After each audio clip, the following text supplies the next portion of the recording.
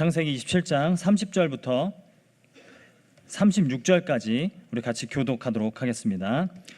이삭이 야곱에게 축복하기를 마침에 야곱이 그의 아버지 이삭 앞에서 나가자 곧 그의 형 에서가 사냥하여 돌아온지라.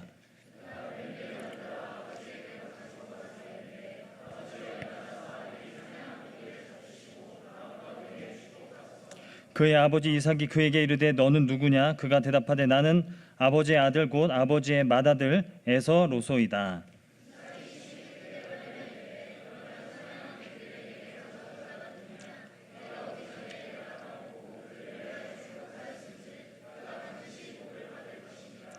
에서가 그의 아버지의 말을 듣고 소리내어 울며 아버지에게 이르되 내 아버지여 내게 축복하소서 내게도 그리하소서.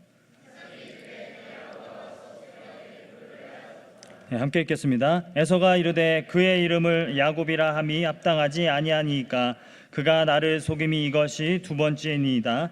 전에는 나의 장자의 명분을 빼앗고 이제는 내 복을 빼앗았나이다. 또 이르되 아버지께서 나를 위하여 빌 복을 남기지 아니하셨나이까. 아멘. 우리 말씀 듣기 앞서서 우리 옆에 있는 지체들에게 이렇게 한번 인사하고 함께 말씀을 듣겠습니다. 우리 좌우로 바라보시면서 환한 얼굴로 한번 인사해 보도록 하겠습니다. 네 마음엔 뭐가 가득하니? 한번 인사하겠습니다.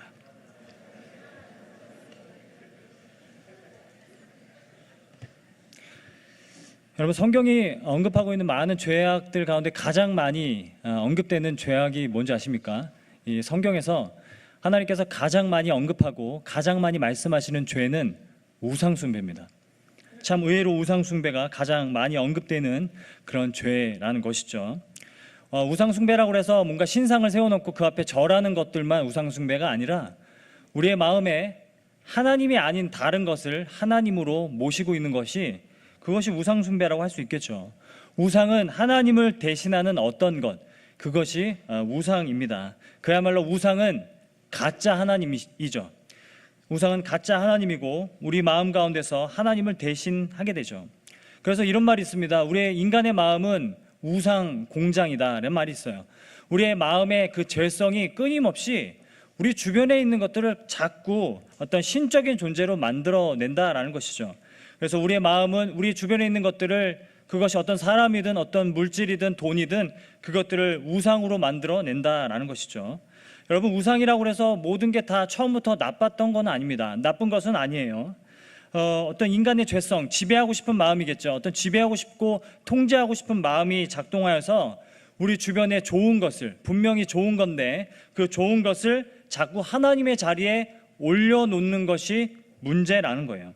그리고 그 좋은 것이 하나님과 같은 존재가 되어버리는 것이 우리의 마음 안에서 일어나는 그런 과정이라고 이야기하는 거죠. 이런 우상숭배의 가장 위험성은 무엇이냐면, 여러분, 우상숭배 때문에 다른 소중한 것들을 자꾸 희생시킨다는 것이 문제입니다. 내가 우상으로 여기고 있는 것 때문에 내 삶에는 그거 외에도 소중한 것들이 참 많은데 다른 소중한 것들을 자꾸 희생시킨다는 것이 우상숭배의 문제라는 것이죠. 여러분, 이스라엘 백성들의 역사를 보면요, 이스라엘 백성들은 풍요를 좋아했습니다. 풍요는 이스라엘 백성들에게 있어서 필요한 것이었고 좋은 것이었어요. 그런데 이스라엘 백성들에게 있어서 풍요를 자꾸 그 좋은 것을, 필요한 것을 어떤 절대적인 것으로 자꾸 바꿔버리니까 문제가 되었던 것이죠. 결국에는 하나님을 버리고서라도 풍요를 얻겠다라는 그런 마음이 이스라엘 백성들 안에 있었던 것이고, 그래서 이스라엘 백성들은 결국 풍요를 상징하는 신을 세워놓고 우상숭배를 하게 됩니다. 이게 이스라엘 백성들의 역사의 어떤 반복이라고 할 수 있는 것이죠. 마치 스마트폰에 우리가 중독되는 과정과 굉장히 흡사합니다. 여러분, 스마트폰은 우리에게 있어서 굉장히 좋은 것이고요, 필요한 것입니다. 저도 스마트폰을 구매할 때는 정말 이건 좋고 필요한 것이어서 제가 구매를 했어요. 하지만 자꾸 내 삶에서 이 스마트폰의 자리가 자꾸 격상하게 되는 거죠. 그리고 나서는 절대적인 존재가 되는 거죠. 어느 순간에 절대 없어서는 안 되는 그런 존재가 되어버린 겁니다.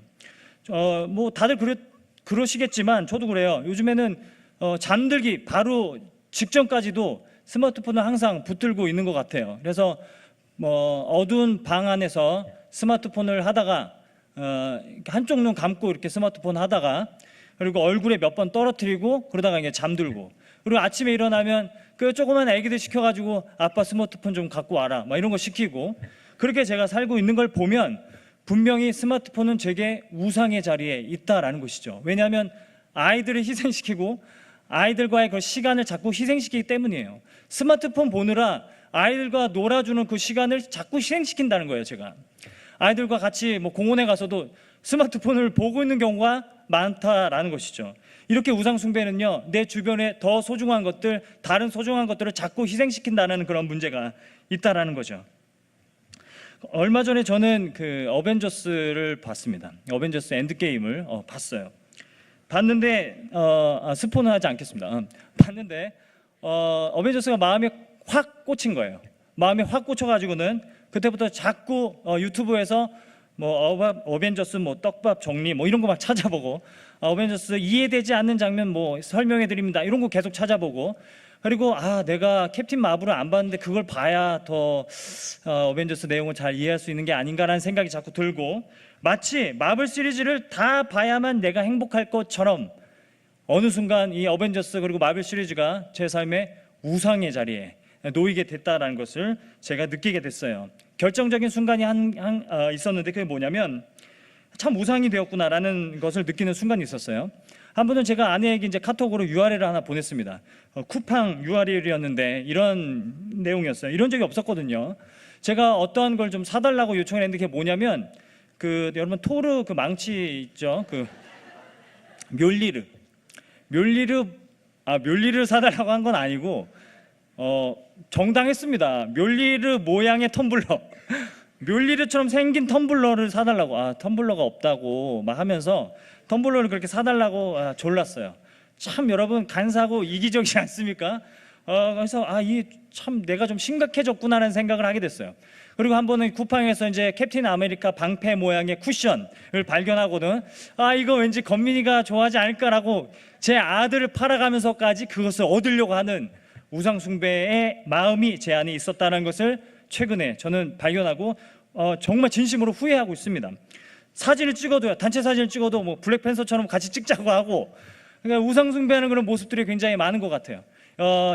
저는 인스타를 안 하는데 인스타에 제가 우상 숭배하는 그런 모습들이 뭐 떠다니고 있다라는 그런 얘기를 듣고 있는 것 같습니다. 여러분, 이렇게 보면 우상 숭배는 처음엔 좋은 거였는데, 필요한 거였는데 어느 순간에 그것이 내 삶에 없어서는 안 되는 존재가 되어버리고 그것이 결국 내 삶을 지배하게 되더라. 그래서 내게 소중한 것들을 자꾸 희생시키더라. 이것이 우상 숭배가 가지고 있는 문제점이라는 것이죠. 여러분, 오늘 본문을 보게 되면은 야곱에게는 무엇이 우상이 되었을까요? 여러분 어떻게 생각하십니까? 오늘 본문에서 나타나는 야곱에게 있어서의 우상은 무엇일까요? 율법을 봐도 여러분, 율법에도 앞을 보지 못하는 사람들 앞에 장애물을 놓지 말라는 말씀이 있습니다. 그리고 앞을 보지 못하는 사람들을 속이지 말라는 그런 말씀들, 율법이 있는 것을 알게 되는데, 야곱은 지금 눈이 잘 보이지 않는 아버지를 속이고 있는 거예요. 축복을 받겠다고 형을 속이고 있는 상황이라는 거죠. 나중에 야곱의 가정이 받을 그런 상처들을 생각해 보면요, 그래도 그냥 축복을 받겠다는 건데 이게 뭐 그렇게 대수냐라고 볼 수 없는 일이라는 거예요. 여러분, 축복을 바라는 것이 무조건 나쁘다는 얘기를 하고 있는 건 아닙니다. 여러분, 축복을 바라는 것, 복을 원하는 것은 인간의 당연한 마음이라는 것이죠. 여러분, 사람들이 복을 그렇게 원하는 이유가 뭔지 아십니까? 복을 원한다는 것은 내 운명이 바뀔 수도 있다라는 소망이 있다라는 거예요, 마음속에. 그래서 내가 비록 가난하고 연약하고 부족한 삶을 살고 있지만 뭔가 신적인 존재가 나에게 복을 주면 내 운명이 바뀔 수도 있다라는 그런 생각을 하는 것, 그것이 복을 받기를 원하는 마음이라는 거죠. 저는 이런 것 자체가 처음부터 잘못됐다라고 얘기하는 것은 아닙니다. 야곱은 하나님은 잘 모르지만 그냥 하나님이 주시는 복은 받아야 할 것이라는 것은 그가 알고 있었던 것 같아요. 그리고 그 야곱을 도와서 어머니 리브가도 야곱을 정말 사랑하는 마음으로, 정말 하나님의 축복과 장자권에 관심이 없는 에서보다는 야곱이 그 축복을 받아야 된다라는 그 생각으로, 아들을 사랑하는 마음으로 이 일에 동참하고 있는 것 아니겠습니까? 그러니까 이것은 처음부터 잘못된 것은 아니죠. 그럼에도 우리가 잊지 말아야 될 것은, 비록 하나님이 주시는 그 무엇이라 하더라도 얼마든지 우리 안에 우상이 될 수 있다는 것을 우리가 기억해야 한다라는 겁니다. 여러분, 성경을 보다 보면 재밌는 걸 하나 발견하게 돼요. 이사야서 66장 3절 말씀인데요, 그 말씀을 보게 되면 이런 말씀이 있습니다. 하나님께서 이스라엘 백성들에게 얘기하세요. 너희가 나에게 제사를 드리러 오지만 너희는 지금 우상 숭배하고 있다라고 얘기해요. 여러분, 하나님 앞에 제사 드리러 오는 것을, 하나님 앞에 예배 드리러 오는 것을 하나님은 지금 뭐라고 말씀하시는 거냐면 너희는 지금 우상 숭배하고 있다. 여러분, 왜 그러냐면 이스라엘 백성들은 어떤 마음으로 예배를 드리고 어떤 마음으로 제사를 드렸냐면요, 하나님을 원하는 게 아니었어요. 하나님이 주시는 축복과 하나님이 주시는 형통을 원했던 거지 하나님을 원해서 하나님을 예배하는 것이 아니었습니다. 어쩌면 우리의 마음 가운데도 매주 예배를 드리지만 우리 마음 가운데 하나님을 원하는 것이 아니라 하나님이 주시는 어떤 축복, 하나님이 내게 주실 어떤 형통함, 이런 것들을 우리가 원해서 예배 드리고 있는 건지도 모르겠다는 생각을 하게 된다는 것이죠. 이렇게 하나님이 주시는 무언가, 어떤 것도 충분히 우리 안에는 우상이 될 수 있다는 사실을 우리가 기억해야 됩니다. 여러분, 이스라엘 백성들에게는요, 나중에 율법이 우상이 돼요. 하나님이 주신 율법이, 말씀이 우상이 됩니다. 나중에는 하나님이 주신 성전이 이스라엘 백성들에게 우상이 되는 것을 우리가 볼 수 있죠. 얼마든지 선한 것이고 하나님이 주시는 것이라 할지라도 그것이 우상이 될 수 있다는 것을 우리가 기억해야 한다라는 것이죠. 하나님이 주시는 복도 우상이 될 수 있으면 우리 삶에 너무나 많은 것들, 좋은 것들은 얼마든지 우상이 될 수 있는 겁니다. 여러분, 이렇게 보면 이 세상에서 가장 치밀하고 무서운 우상은 무엇이냐면 하나님의 이름이 붙는 거예요. 하나님의 이름이 붙는 것이 가장 치밀하고 무서운 우상이라는 겁니다. 여러분, 하나님의 축복, 하나님의 일, 하나님의 사역, 하나님의 교회, 하나님의 성도, 하나님의 부흥, 하나님이 다 붙기 시작하면 그거는 왠지 진리의 문제가 되는 것 같고, 그건 목숨을 걸고 어떻게 해서든 다른 사람들을 희생시켜 가면서도 그것은 지키고 얻어내야 될 걸로 우리가 생각하기 쉽다라는 겁니다. 그래서 이 하나님의 이름이 붙은 것이 가장 치밀하고 무서운 우상이라는 것이죠. 여러분, 그런데 엄밀히 말하면 하나님이 성경을 통해서 말씀하시는 이 복이라는 것은 하나님 자체를 가리킵니다. 하나님이 이스라엘 백성들에게 또 우리에게 주고자 하시는 그 복의 근원은 하나님 자체라는 거예요. 사람들은 자꾸만 하나님을 원하지 않고 하나님이 주시는 어떠한 형통과 복을 원하는데, 하나님이 우리들에게 주고자 하시는 것은, 복은 하나님 그분 자신입니다. 여러분, 누가복음 11장을 보면 이런 말씀이 있어요. 예수님께서 기도에 대해서 말씀하시면서 이런 말씀을 하세요. 너희가 악할지라도 좋은 것을 자식에게 줄 알거든 하물며 너희 하늘 아버지께서 구하는 자에게 성령을 주시지 않겠느냐. 하나님께서 우리들에게 가장 주고 싶어 하시는 것은 하나님 자신입니다. 하나님 자신을 주고 싶어 하신다라는 거예요. 여러분, 그래서 우리가 이 땅에 살면서 구해야 될 복은 하나님과 동행함입니다. 하나님과 함께 살아감입니다. 우리가 어떤 고난과 환난을 만나더라도 하나님과 동행하고 함께 살아감, 그것이 진정한 복이라고 성경은 말하고 있다는 겁니다. 그런데 오늘 본문에서 정말 아이러니하게도 축복이 야곱에게 우상이 되어져 있어요. 하나님의 축복이라는 너무 좋고 필요한 것이 절대적인 존재가 되어버렸어요. 그래서 아버지와 형을 속이고 축복을 가르치고, 그로 인해서 어떻게 됩니까? 가정이 파탄납니다. 결국 가정을 희생시키죠. 야곱은 하나님께 축복을 받고 싶다는 그 너무 좋은 동기, 당연한 동기가 열망을 넘어서 야망이 되고, 야망이 우상이 되었을 때 아버지도 형도 속이면서까지 축복을 받아내더라 라는 것을 오늘 본문을 통해서 우리들에게 말해주고 있다는 것이죠. 여러분, 이렇게 볼 때 우리가 죄를 짓는 대부분의 이유는 우상 숭배와 관련이 있어요. 우리가 죄를 짓는 이유가 뭐냐면 우리 안에 우상이 있기 때문에 죄를 짓습니다. 한번 좀 설명을 좀 드릴게요. 10계명에 그래서 항상 첫 계명은 나 외에 다른 신을 섬기지 말라, 그리고 다른 어떤 우상을 세우지 말라는 말씀으로 시작하죠. 여러분, 왜 죄를 짓냐면 우리 안에 우상이 있기 때문인데요, 우리 안에 하나님보다도 더 소중한 것이 있고 다른 어떤 것들을 다 희생시켜 가면서까지도 내가 얻고 싶은 무엇이 있기 때문에 우리는 죄를 짓는 겁니다. 제가 거짓말로 한번 예를 들어보겠습니다. 한 번은 아침에 제가 집에서 일어났는데 거실에 나가 보니까 잼통이 깨져 있었습니다. 잼통이 막 그 부엌에 막 굴러다니고 있었고 깨져 있었어요. 그래서 제가 가장 유력한 용의자를 데려다 놓고 신문을 했어요. 저희 아들에게 너가 그랬지 물어보니까 뭐라고 대답했냐면 자기가 안 그랬대요. 그래서 자기 동생 3살짜리 소민이가 그랬다라고 얘기하는 거예요. 그래서 저는 그런 줄 알았어요. 그런데 거짓말이었습니다. 목격자가 있었어요. 그게 제 큰딸이었어요. 그래서 다시 불러다 놓고 왜 거짓말했어? 우리 아이가 달라졌어요에서 나오는 그 방법으로 손발 딱 잡고 왜 거짓말했어? 물어보니까 뭐라고 얘기했냐면 혼나면, 엄마한테 혼나면 크리스마스 선물로 받을 그 장난감, 로봇 장난감을 못 받게 될까 봐 거짓말했다, 이렇게 얘기하는 거예요. 이런 원리예요. 그러니까 건민이에게는, 제 아들에게는 장난감이 우상인 거죠. 그래서 아빠를 속이면서까지도 그것을 얻고 싶은 거죠. 그런 겁니다. 이런 원리로 우리가 죄를 짓는다라는 거예요. 여러분, 어린 아이니까 그냥 귀엽게 봐주지만 우리의 삶에 우상이라는 것이 얼마나 위협적인 존재입니까? 우리가 한번 생각해 봐야 한다는 거예요. 우리는 너무 자주 사람들에게 인정받으려고 하는 것이 우상이 돼요. 그래서 잘 살고 있다는 그 인정을 받기를 원해요. 그래서 우리가 죄를 지을 때는 사람들이 보이지 않는 곳에서 우리는 죄를 지으려고 하죠. 여러분, 부모에게 있어서 아이를 잘 키운다라고 인정받는 것이 우상이 되면, 아이를 잘 키우는 것이 우상이 되면 교회 사람들 보이지 않는 곳에서 애를 두드려 패도 되는 겁니다. 교회에서 자녀들이 신앙이 좋다는 얘기를만 들을 수 있으면 교회 사람들이 보지 않는 곳에서는 폭력을 행사할 수 있는 거죠. 그렇게 우상은 우리의 삶에 집요하게 침투해 들어오고 있는 것이죠. 여러분, 만약 여러분 삶에 학업이라는 것이 우상이 되면 시험지를 훔치든 컨닝을 해서라도 좋은 성적을 받아야만 한다라고 스스로 합리화시키고 살아가게 된다라는 겁니다.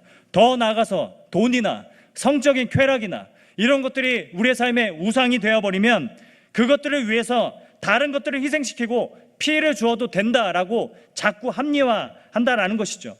요즘 뉴스를 보면, 가끔의 어떤 사건들을 보면 성적인 쾌락이 우상이 되지 않고서야 어떻게 자기가 가지고 있는 권력을 가지고 성접대를 하고 성매매를 할 수 있는가라는 생각을 해보게 된다라는 겁니다. 이렇게 볼 때 분명히 우리의 삶에는 이 우상 숭배가 굉장히 위협적인 요소라는 것을 우리가 인정하고 돌아보아야 한다라는 것이죠. 우리 삶에 돌아보아도 여러분, 이러한 악순환들이 얼마나 많이 있습니까? 이 시대 가운데 반복되어지는 우상 숭배의 악순환이 분명히 있다라는 거예요.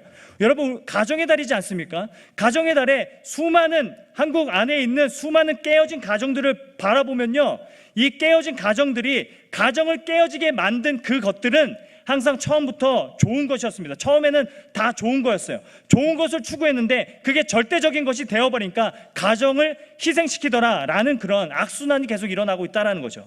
여러분, 우리나라는 유교적인 그런 가부장 그 문화가 굉장히 강력합니다. 그렇기 때문에 대부분의 아버지들은 자수성가해서 집안을 일으키고 그 가정을 또 행복하게 해줘야 된다는 그런 동기로 일을 열심히 하게 되죠. 그런데 일이라는 것이 어느 순간에 우상이 되어버리면 가족과 함께하는 시간을 희생시켜 버린다라는 것이죠. 어머니들은 어떠합니까? 여러분, 이러한 우리나라의 그런 문화 속에서 어머니들은 늘 자녀 양육은 어머니에게 전적인 책임이 있는 것으로 여겨져 왔죠. 그러니까 자꾸 처음에는 자녀 양육이라는 좋은 것이 절대적인 것이 되어져 버리니까 서로 나의 우상이 더 스펙이 좋고 나의 우상이 더 우수하다라는 것을 서로 경쟁하면서, 여러분, 스카이캐슬 같은 그런 세상이 되어버린 거 아니겠습니까? 어떻게 학업 때문에 자기 생명을 그렇게 버릴 수 있겠습니까? 그런 세상이 되어졌다라는 것을 우리가 알 수 있다라는 것입니다. 제가 오래전에 목사의 딸이라는 책을 읽은 적이 있어요. 이거는 박윤선 목사의 딸 그 박혜란 씨가 쓴 책인데 이런 내용이에요. 목사님의 이제 딸인 거예요. 목사 그 가정에서 이제 자란 딸이에요. 그가 그렇게 얘기합니다. 가정 안에서 무조건 복종을 강요하는 그런 가정 속에서 상처받은 이야기들을 그가 이야기하고 있는 책이에요. 그래서 교회에서는 그렇게 존경받고 사람들에게 존경받는 그 아버지가 집에만 오면 굉장히 폭력적이고 그리고 냉정하고 굉장히 권위적인 그런 아버지였다라는 것을 그 책에서 이야기하는 것을 제가 읽은 적이 있어요. 우리 딸이 생각났습니다. 그래가지고 한 번은 데이트하면서 물어봤어요. 소연이는 아빠가 목사님이어서 부끄럽거나 뭐 창피하지 않아? 라고 물어봤어요. 그랬더니 제 딸의 대답이 아직도 생생합니다. 어이구, 그러니까 잘 좀 해, 이거였어요. 저는 8살 때 물어봤으니까 18살 때 다시 물어보려고 합니다. 이 말투는요, 어디서 많이 들어봤거든요. 누가 가르쳐준 거예요. 한번 걸리기만 해봐요. 아주 누가 가르쳐줬어요. 여러분, 제가 생각해보면 제가 사역을 하면서 사역이 우상이 되어버린 적은 없었을까 하는 생각을 하게 됐습니다. 여러분, 사역에 성공하려는 그런 우상이 있지는 않았을까 하는 생각을 하게 됐어요. 하나님의 일이 내 안에 우상이 된 적은 없었을까 하는 생각을 하게 됐어요. 지난 7년간 돌아보면요, 수많은 청년들이 저에게 그렇게 사역하면 안 된다고, 가정을 돌보시라고 그렇게 얘기하고 그렇게 귀가 닳도록 얘기를 했는데 그 말 안 듣고 고집 피우면서 오지 않았나라는 생각을 많이 하게 됐어요. 정말 동역자들도 많이 얘기해 줬는데, 그러다가 빨리 죽는다 막 이런 얘기도 하는 목사님도 있었는데, 아무튼 정말 인정하기는 싫은데 너무나 많은 순간에 이 사역이라는 것이, 하나님의 일이라는 것이 제 안에 우상이 되어버린 적이 많았음을 고백합니다. 그래서 사역 때문에 아이들과 아내를 희생시킨 때가 정말 많았다는 것을 좀 돌아보게 되었다라는 것이죠. 여러분에게 묻고 싶습니다. 여러분에게는 무엇이 우상입니까? 여러분의 삶에 있어서 어떠한 것들이 절대적인 존재입니까? 하나님이 아니지만 하나님과 같은 존재는 여러분 안에 무엇입니까? 여러분 학업입니까? 인정받고 싶은 겁니까? 신앙 좋아 보이고 싶은 겁니까? 잘 사는 것처럼 보이는 겁니까? 결혼입니까? 출세입니까? 아니면 사역입니까? 그 당연하고 필요하고 좋은 것이 어느 순간에 우리의 마음 가운데서 절대적이고 필연적인 존재가 되어버릴 수 있다는 사실을 우리가 기억해야 한다는 것이죠. 그래서 우리는 날마다 우리의 마음을 하나님으로 채우려고 노력해야 합니다. 하나님이 우리의 마음의 궁극적인 필요를 채워주시는 분이시라는 것을 인정하고 하나님으로 날마다 채우지 않으면 우리는 우리 주변에 너무나 많은 것들을 다 우상으로 숭배하며 살아갈지도 모른다는 것이죠. 수없이 우리는 우상 숭배에서 돌이켜서 하나님에게로 돌아가는 그런 연습을 해야 한다는 것이죠. 오늘 1, 2, 3부 때는 이증재 선교사님이 오셨어요. 그래서 이제 선교 보고를 해주셨는데, 이증재 선교사님과 잠깐 얘기를 나누면서 그런 얘기를 들었어요. 캄보디아는 여러분 종교의 자유가 있는 그런 나라입니다. 그러다 보니까 굉장히 종교 혼합주의가 굉장히 강해요. 저희가 이제 선교를 가서 이제 집마다 들어가서 전도를 해보니까 집 안에는 10개가 넘는 그런 우상들이 다 있어요. 신상들이 10개가 넘는 신상들이 다 있는데 예수를 믿겠다고 얘기를 해요. 예수는 11번째 그냥 우상이 되는 거죠. 그런데 그래서 참 그것이 안타깝고, 그러한 복음이 전해지고 있으나 여전히 종교 혼합주의적으로 그렇게 나타나는 그런 것들이 굉장히 안타까웠는데, 그런 얘기를 해주시더라고요, 선교사님께서. 그분들도 시간이 지나면 한 가지 깨닫는 사실이 있대요. 그게 뭐냐면 예수와 그리고 다른 모든 우상들이 철저하게 비교가 된대요. 확연한 차이가 드러나는 것을 깨닫게 된다라고 얘기를 해요. 이런 겁니다. 다른 모든 신들은 항상 뭔가를 받기를 원하는데 예수는 항상 뭔가를 주기를 원하는 신으로 여겨진다라고 그렇게 얘기를 하는 거예요. 또 하나, 다른 모든 우상들은 내가 이 우상들에게 소홀히 대하면 나에게 즉각 저주를 내리는 그런 신인데, 예수는 비록 다른 우상들과 함께 그렇게 놓여 있음에도 불구하고 나에게 저주를 주지 않는 그런 분이라는 사실을 깨닫게 되고 놀라고 감탄하게 된다라는 얘기를 들은 적이 있습니다. 여러분, 모든 우상은요 결국 우리를 배신합니다. 여러분이 우상으로 섬기고 있는 모든 것들은, 우리가 우상으로 섬기고 있는 모든 것들은 결국 우리를 배신해요. 그게 하나님의 일이라 할지라도, 그리고 그게 사랑하는 사람이라 할지라도 반드시 배신합니다. 왜냐하면 하나님이 아니기 때문에 그래요. 하나님이 아니기 때문에 우리는 그 우상에게 많은 기대들을 걸지만 그것들을 들어줄 수 없기 때문에 우리는 결국 배신을 당하게 된다는 것이죠. 여러분, 야곱의 이야기를 보면 이렇지 않습니까? 야곱은 속이면서까지 축복을 받았어요. 근데 야곱의 인생을 보면 축복받은 모습이 아니라는 거죠. 오히려 축복을 받았지만 더 야곱의 인생은 더 망가지고 야곱의 가정은 야곱으로 인해서 더 깨어지고 풍지박산 난다는 것을 볼 수 있다는 겁니다. 야곱은 나중에 깨닫습니다. 축복을 받는 게 중요한 게 아니라 하나님의 계획을 내가 신뢰하고 살아가는 것이 더 중요하다는 것을 깨달았을 거라는 거죠. 야곱은 얼마든지 자기가 열심히 노력하면 자기의 삶을 개척하고 변화시킬 수 있을 거라고 믿었지만 자기가 계획한 대로 다 살아갈수록 자기의 삶이 완전히 망가지고 있다는 것을 그가 깨닫게 된다는 거죠. 하나님의 미련함이 우리의 지혜로움보다 더 지혜롭다는 사실을 야곱은 나중에 그가 깨닫게 된다는 겁니다. 야곱은 완전히 깨어집니다. 완전히 박살이 나요. 야곱의 가정도 완전히 박살이 나는데 그때 하나님이 찾아가십니다. 어쩌면 이렇게 박살이 나지 않으면 하나님이 찾아가지 않으셨을 것 같은 생각이 들어요. 이렇게 박살이 나지 않았다면 야곱에게 있어서 우상이 무엇이었는지 그가 확인할 길이 없었을 겁니다. 야곱이 광야에 있을 때 하나님이 그에게 찾아가십니다. 그리고 말씀하시죠. 뭐라고 말씀하십니까? 내가 너에게 허락한 것을 다 이루기까지 내가 너를 떠나지 않겠다, 이렇게 말씀하십니다. 우리 말씀을 한번 찾아보도록 하겠습니다. 우리 한 장을 좀 넘기면요, 창세기 28장 15절 말씀인데요, 창세기 28장 15절 말씀을 우리 한번 한 목소리로 한번 읽어보도록 하겠습니다. 창세기 28장 15절입니다. 시작. 내가 너와 함께 있어 내가 어디로 가든지 너를 지키며 너를 이끌어 이 땅으로 돌아오게 할지라. 내가 내게 허락한 것을 다 이루기까지 너를 떠나지 아니하리라 하신지라 라고 말씀하신다라는 것이죠. 여러분 기억하십시오. 여러분 이거 한 가지만 기억하십시오. 우상은 없앨 수 있는 존재가 아니에요. 여러분 우상과 싸워서 이길 수 있는 것들이 아닙니다. 여러분 제가 사역이 우상이 된다고 해서 사역을 내팽개쳐야 되겠습니까? 사역을 버려야 되겠습니까? 제가 사랑하는 아내가, 제가 사랑하는 아들이 우상이 된다고 해서 이 사람들을 제가 다 버려야겠습니까? 우상은 없앨 수 있는 게 아닙니다. 우상은 싸워서 이길 수 있는 존재도 아니라는 거예요. 우상은 반드시 다른 것으로 대체되어져야만 한다라는 것이죠. 여러분 우리 안에 우상이 하나님으로 대체되어야만 우리는 우상에서 자유로워질 수 있는 거예요. 그래서 그 절대적인 것이, 그 필연적인 것이 그냥 좋은 것으로, 우리 삶에 필요한 것으로 제자리를 찾아오게 된다라는 것입니다. 우상을 대체해야 돼요. 하나님으로 대체해야 됩니다.